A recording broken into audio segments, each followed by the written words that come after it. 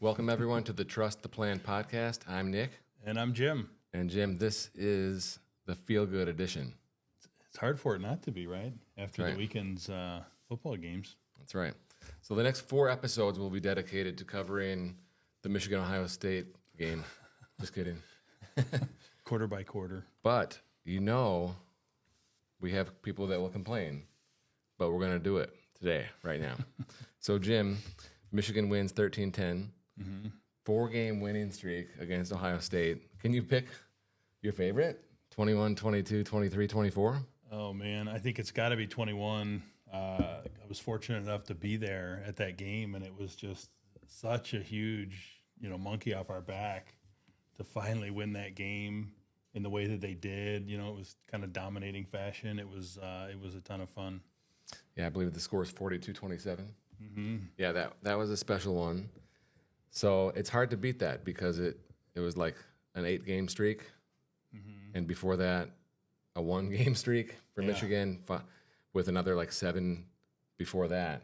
So it was certainly emotional for me. It was, and then 22, right? You don't necessarily expect to go into the shoe and beat them even worse. Right. That was the Donovan game. Yep. I remember that one because we were in Spain with Hunter's soccer travel excursion, and we had to watch on the phone, and it was like the World Cup time, so everyone was watching soccer, and we're watching football on our phone. But I was just so hopeful, but didn't expect it, and we blew the doors off. Yep. And then last year was the game that really mattered because we were the ones undefeated. Right. We were finally like, in 22. Hold on, in 22 we were undefeated. It was undefeated versus undefeated in 22 and 23. So knowing what we know now, the 23 game mattered the most. Yeah. But in 22 we should have beat TCU, and you would have had the rematch against Georgia. So that was a bummer. But when you had to have it, they got it in 23. Yep. Right, for the perfect 15-0 season. And we felt like we could win that game, right? Yeah. That was the first time in any of them where I was like, we're going to win this game. Yeah. You felt like coming in, we were the better team. Yeah, exactly. And this year coming in, it was like, hey, last year we won the national championship. We had our 3-0 run. We're 21-point dogs.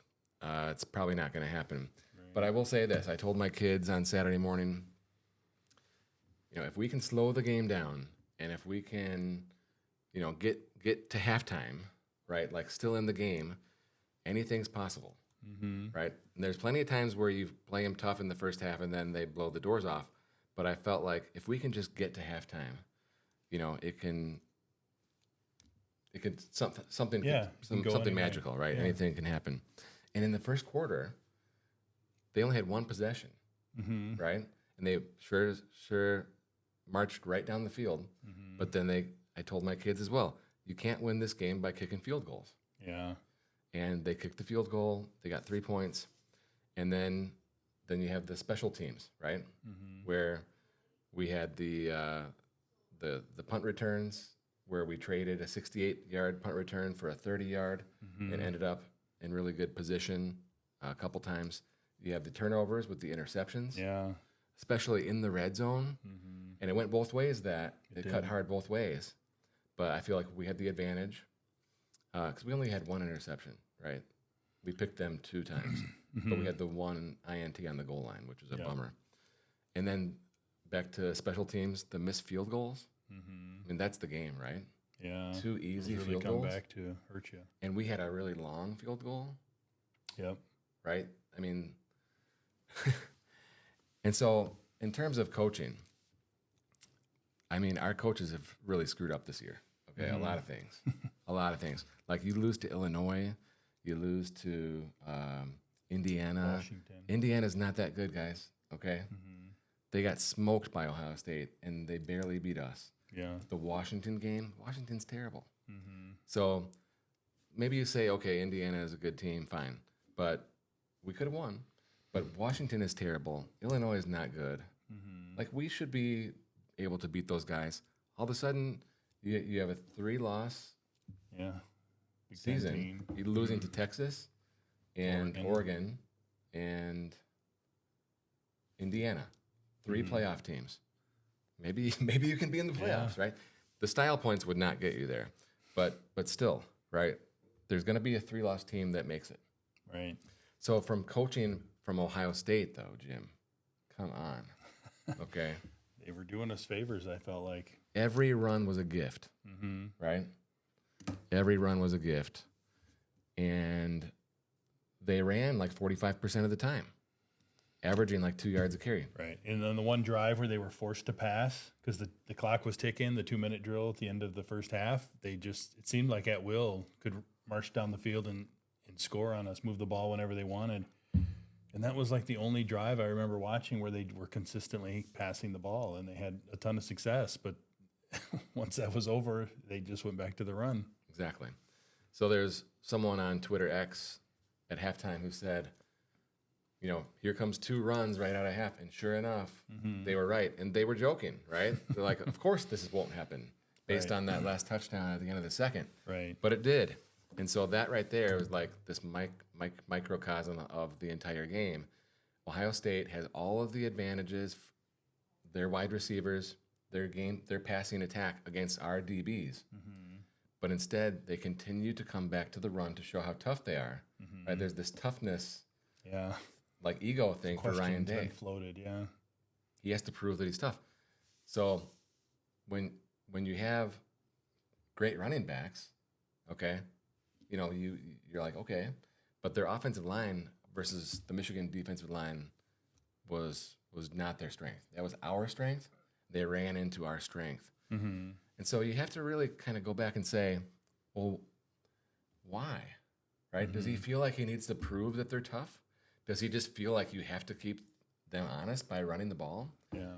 I think, based on watching the press conference, is that Day, in his heart, believes that the team that rushes for more yards in this game always wins, which I think is true if you look at history. But it's like it wasn't the score, it was how many rushing yards can you get, right? It doesn't make sense. I believe in this year in particular, the advantage was so strong for Ohio State with their receivers against the Michigan defensive backs that you maybe run as little as 20% of the time, only to keep them honest. Right. Yeah, I mean, even when they weren't passing for success, they were getting pass interference calls. Like it was apparent that we were going to struggle to cover their receivers, but they never really went to it. Then you throw in those interceptions, right? So now then the quarterback gets hit. He took a big shot from number 7. So it's like, okay, you have all these things happening where the coach wants to prove he's tough. The coach believes that you need to run, which is wacky coming from Ohio State. It just is. You have the quarterback who's injured. You have the quarterback losing confidence with interceptions, right? You have a Michigan team that's starting to believe. You have an Ohio State team that's starting to doubt. Yeah. And it's just the perfect storm for Ohio State. They'd win this game like 8 out of 10 times, maybe 9 out of 10. 9, yeah. Right? Certainly 2 out of 3, okay? And this is how it turns out. It's wild.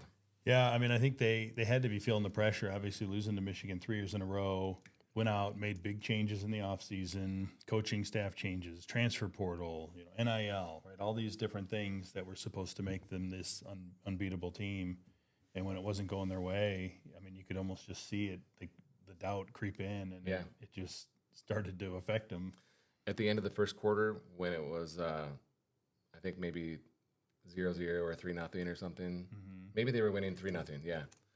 They were winning 3-0 at the end of the first quarter, but they only had one possession. I mean, the game had slowed down so much. I texted some buddies, and I was like, we have them worried. Yeah. Right? Already. Yeah. They started, I even saw some people comment on it. They started to play not to lose rather than to win. They started getting safe with everything. All their passes were short, handing the ball off a lot. So I think the whole story of the game is, the Ohio State offense and in between their ears. Yeah. Right? And I blame the coaches completely. I think the players, except for the couple of interceptions, like they did what they were asked, right? Yeah. But the Michigan game plan, it really worked. And you can come into the game thinking this is what we're going to do, and it doesn't work. But it just worked. But now the second story, or the third story, if you will, is the Michigan offense, where Davis Warren had like 65 yards or something, 62 yards or something. It felt like a little more to me. Yeah. Because he was hitting down the field. I think the passes were just very timely. Yes. Right? That's right. They just came at the perfect time. Yeah. So we had a lot of short fields, like trestle ball, right? Like playing for that short field. He had that scramble in the fourth quarter to keep the drive alive. Yeah. I mean, Mullins, he was okay, right? Yeah. Outside of that one big run, He was which like averaging incredibly 3 timely yards. as well. Yeah, Yeah. he wasn't having huge success. But I was still like, 1st and 10, run it. And then it's 6 and 7. Second with 7 to go. And I'm okay with that, right? But when they started passing on 1st down, that's when I start to get a little skittish because all of a sudden it's 2nd and 10. And now we're behind the chains, you know? So ultimately, the Michigan offense did just enough. But I will say this. On our first possession in the red zone, where we ended up kicking, I think. Is that the one where We kicked. Or no, it was a turnover on downs. Yeah, we went for it. 4th and 1. Down, and then they But got the interception. He had the tight end. Yeah. Did you see that? Yeah, He was had him. there. Yeah. And he waited, and then Yeah. that was a touchdown. And I told my kids again, you cannot win this game kicking field goals, okay? So they had a touchdown on that one, okay? Yeah. Then they ended up going for it on 4th and 1, which I completely agree with because you can't win this game kicking. Didn't work, but then we got the pick, and then they punched it in. Give him a second chance. So then we went up 7-3, and then there was nothing until the fourth quarter, right? Michigan was just kind of playing defense, and I don't think they had a 1st down like in the whole second quarter. But anyway, they made it into halftime 10-10, and they kicked that field goal, that long one, where they didn't even move the ball.